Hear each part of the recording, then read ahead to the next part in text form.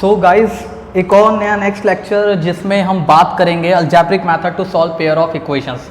तो हमने अभी तक solving pair of two variable equations में हमने देखा कि ये टू वेरिएबल इक्वेशंस दिखते कैसे हैं, ग्राफिकल मेथड में कितने टाइप के होते हैं, ग्राफिकल मेथड से कैसे सॉल्व कर सकते हैं। लेकिन हमारे पास जो बहुत इंपॉर्टेंट कॉन्सेप्ट आएगा वो अलजेब्रिक मेथड पे आएगा कि अलजेब्रिक मेथड हमारे पास कौन कौन से हैं to solve two variable equation. Algebraic method कौन कौन से पॉसिबल हैं जो टू वेरिएबल इक्वेशन को सॉल्व करने के लिए हमारे पास प्रेजेंट होने चाहिए।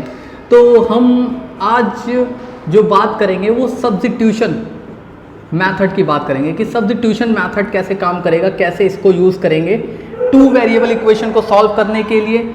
इसके बाद सबसे बेहतरीन मेथड एलिमिनेशन, मौका मिलेगा तो इसकी भी बात करेंगे इसी लेक्चर में, elimination method.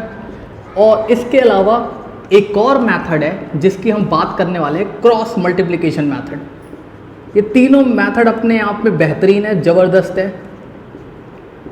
Cross multiplication method जिसको लोग शॉर्ट ट्रिक के नाम पे है ना लेक्चर अपलोड कर देते हैं, लेकिन शॉर्ट ट्रिक जैसा कुछ नहीं है। सब कुछ आपके पास कॉन्सेप्ट है, कॉन्सेप्ट है जो कुछ है और उसके अलावा कुछ नहीं होता, ठीक है। और कॉन्सेप्ट आपका क्लियर है तो आप ऐसे कोई भी क्वेश्चन हो सब क्वेश्चन क्लियर कर जाओगे। तो आज के इस छोटे से लेक्चर में हम सब्स्टिट्यूशन मेथड की बात करेंगे, तो प्लीज़ लेक्चर में एंड तक बने रहना। और अगर आप लगातार वीडियोस देख रहे हो, लेक्चर्स में आपको नया नया लेक्चर्स देखने को मिल रहा है, आप पहली बार आए हो इस चैनल पे, तो प्लीज़ सब्सक्राइब और शेयर जरूर करना। बहुत रिक्वायर्ड है कि आप सब्सक्राइब और शेयर करें जिससे कि आपको लगातार न्यू लेक्चर्स मिलते रहें, इससे रिलेटेड सारे कॉन्सेप्ट मिलते रहें, है ना। और आप बहुत अच्छा स्कोर करें, पैशनेट पढ़ाई आपका लेवल अलग बना दे। तो देखो सब्स्टिट्यूशन मेथड में क्या होता है। सब्स्टिट्यूशन मेथड में आपको मैं प्रोसीजर बताऊं तो छोटा सा प्रोसीजर है, फिर एग्जांपल के साथ हम बात करेंगे कि from one equation one variable value found.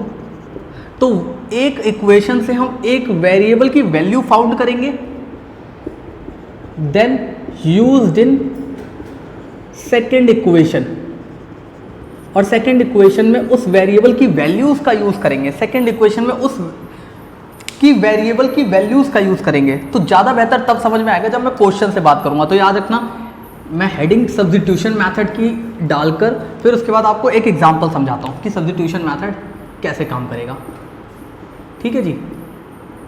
तो ध्यान देना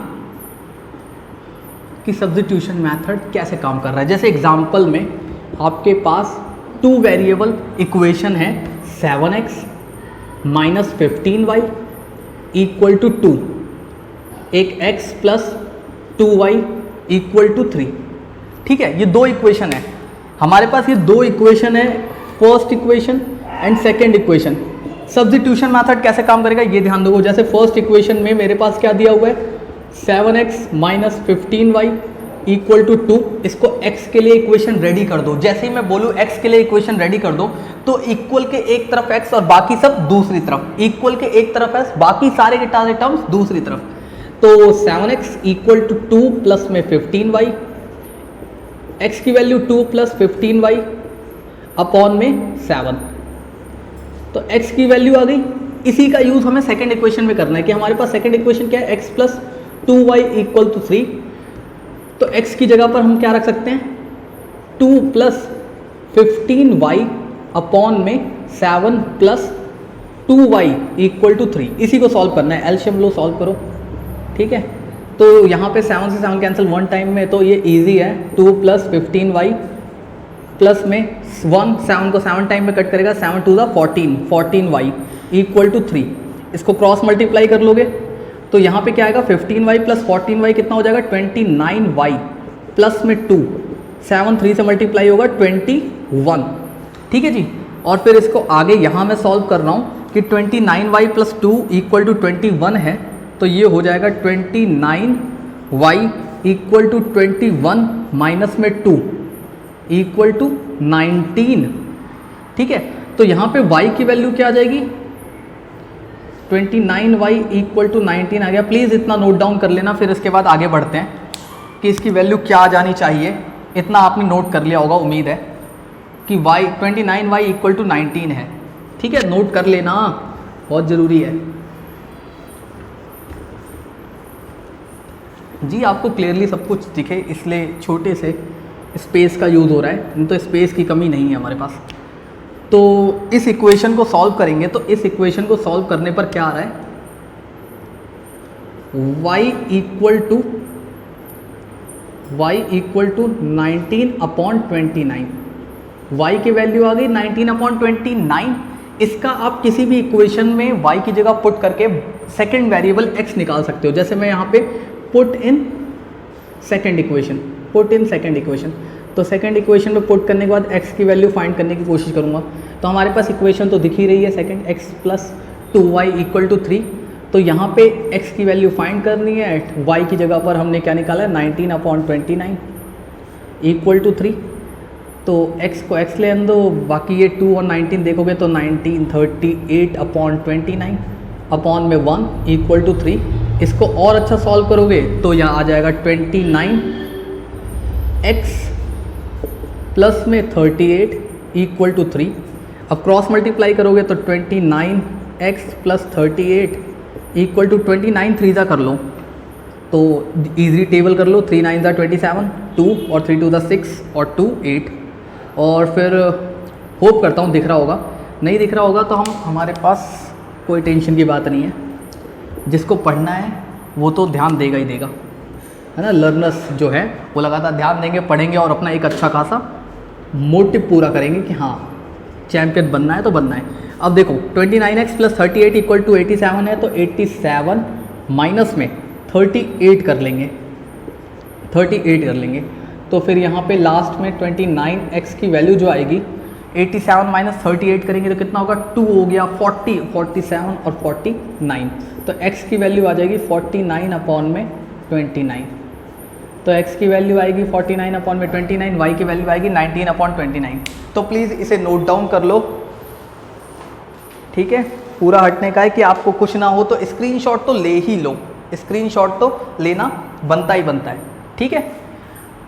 तो यहाँ तक क्लियरली समझ में आ गया होगा। अगर नहीं समझ में आया हो तो कोई दिक्कत नहीं है, हर किसी के लिए हमारे पास कुछ ना कुछ पॉसिबल है मटेरियल। बस लगातार आपको थोड़ा सा एफर्ट लगाना पड़ेगा कि नोट्स और पेन ज़रूर हो, जिससे कि आप उसको बार बार रिवाइज कर सको।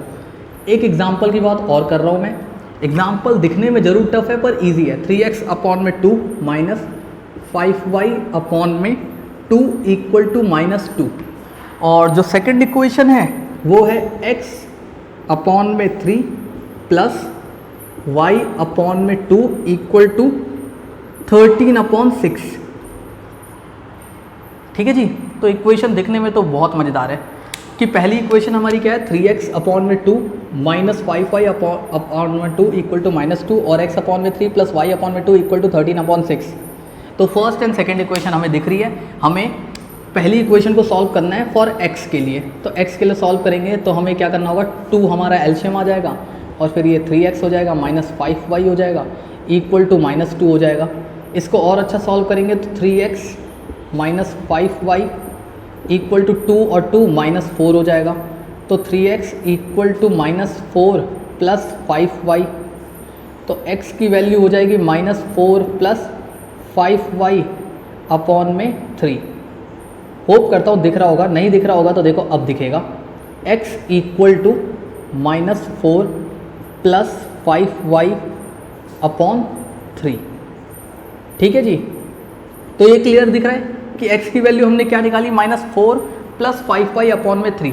अब यही वैल्यू रख के हमें सेकेंड इक्वेशन में y का वैल्यू फाइंड करना है, यही वैल्यू रख के हमें y की इक्वेशन फाइंड करनी है। तो हमें स्पेस की रिक्वायरमेंट पड़ेगी। तो प्लीज़ इतना एक बार ढंग से नोट कर लेना, फिर उसके बाद आगे बढ़ते हैं कि x इक्वल टू ये याद रखना कि -4 प्लस 5y है, ये यहाँ पे याद रहेगा। जब इसको यहाँ पे कॉर्नर में -4 प्लस 5y अपॉन में 3 रख लेंगे कि हमारी फर्स्ट इक्वेशन को सॉल्व करके ये वैल्यू बनी, ये हमें यूज़ करनी है, ठीक है।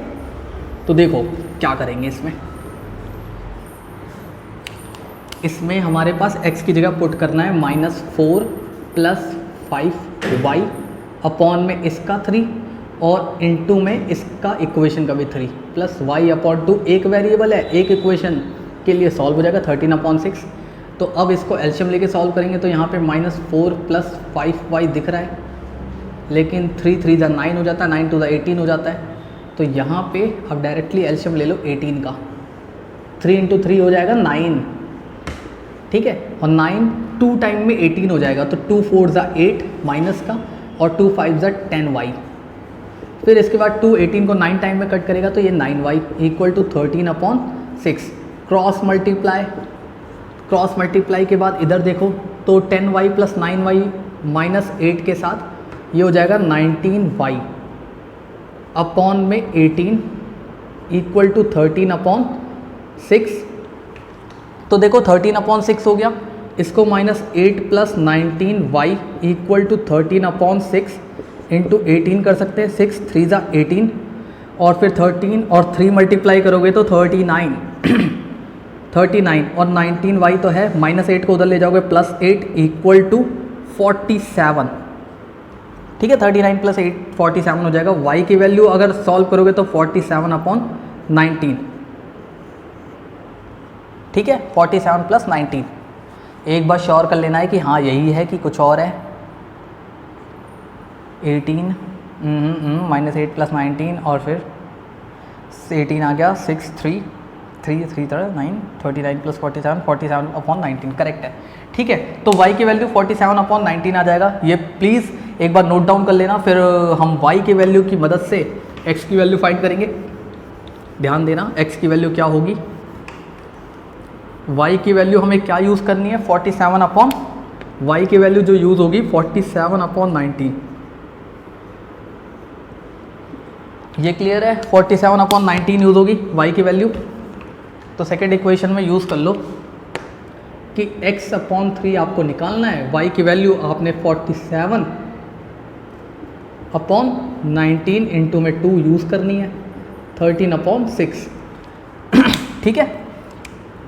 तो x/3 यहीं रहने दो, बाकी इसको सॉल्व करोगे तो ये कितना हो जाएगा, 47/19 2 = 38, 13/6, तो x/3 13/6 प्लस वाला माइनस हो जाएगा, -47/38, ठीक है जी। अब इसको सॉल्व करेंगे कि 6 और 38 कि इसका एलशियम क्या आने वाला है, क्या होगा।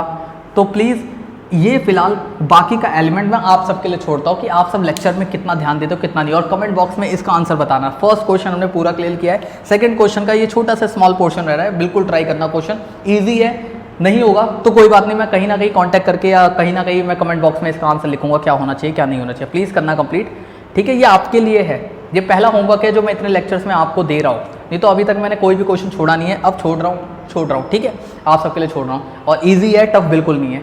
तो गुड लक, बाय, और प्लीज़ सब्सक्राइब और शेयर जरूर कर देना, मज़ा आ जाना चाहिए, पता लगे कि यंगस्टर का अपना एक अलग ही जोन चल रहा है, एक अपना ही अलग एक ज़बरदस्त मामला चल रहा है। तो गुड लक, बाय।